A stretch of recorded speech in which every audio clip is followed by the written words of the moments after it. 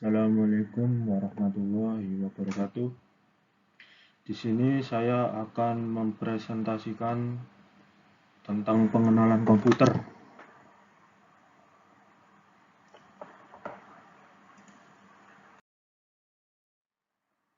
Pertama, apa itu komputer? Komputer adalah alat yang dipakai untuk mengolah data menurut prosedur yang telah dirumuskan. Kata komputer berasal dari kata Latin yaitu computare yang artinya menghitung. Pengertian komputer adalah perangkat elektronik yang dapat diprogram yang menerima data mentah sebagai input dan memprosesnya dengan sekumpulan instruksi atau program untuk menghasilkan hasil sebagai output. Dan sebuah komputer adalah perangkat elektronik yang memanipulasi informasi atau data. Ia memiliki kemampuan untuk menyimpan, mengambil, dan memproses data. Komputer dirancang untuk menjalankan aplikasi dan menyediakan berbagai solusi melalui komponen perangkat keras dan perangkat lunak yang terintegrasi.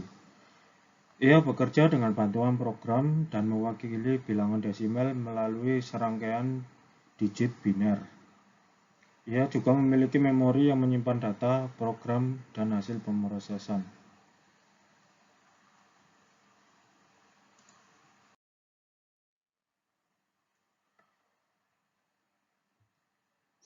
Ini adalah beberapa fungsi dari komputer.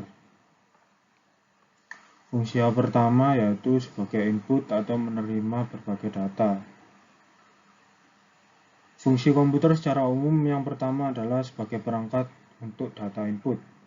Fungsi ini adalah memungkinkan komputer menerima berbagai data atau juga informasi yang berasal dari luar, lalu dimasukkan pada komputer menggunakan berbagai perangkat keras komputer sebagai sarana pendukung seperti keyboard, mouse, dan beberapa komponen lainnya. Yang kedua adalah data processing atau mengolah data. Dari data yang sudah dimasukkan tersebut, proses selanjutnya adalah dilakukan processing. Pada tahap processing inilah fungsi utama dengan adanya perangkat komputer. Data yang bisa diproses pun bisa bermacam-macam sehingga nanti hasilnya bisa didapatkan sesuai dengan keinginan. Contohnya saja seperti teks, gambar, suara, atau video seperti ini, dan lain-lain. Pengolahan data ini diproses melalui prosesor yang terdapat pada CPU. Fungsi dari prosesor itulah yang membuat komputer dapat menjalankan berbagai macam pengolahan data. Yang ketiga adalah data output atau menghasilkan data.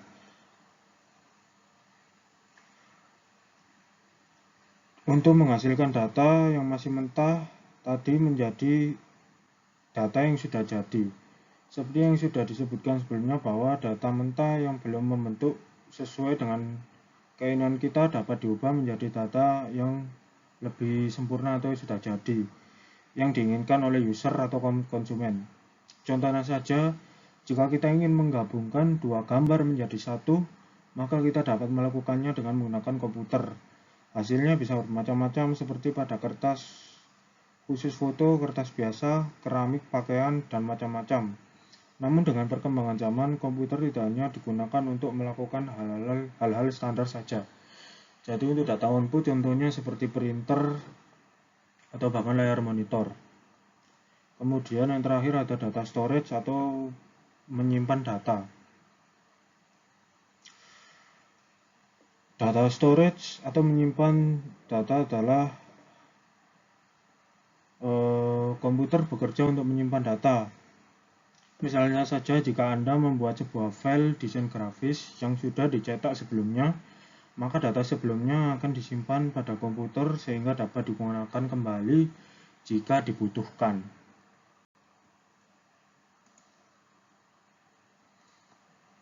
Ini adalah gambar-gambar contoh gambar komputer dari tahun ke tahun, dari generasi ke generasi, dan ini adalah contoh gambar dari komputer milik Apple.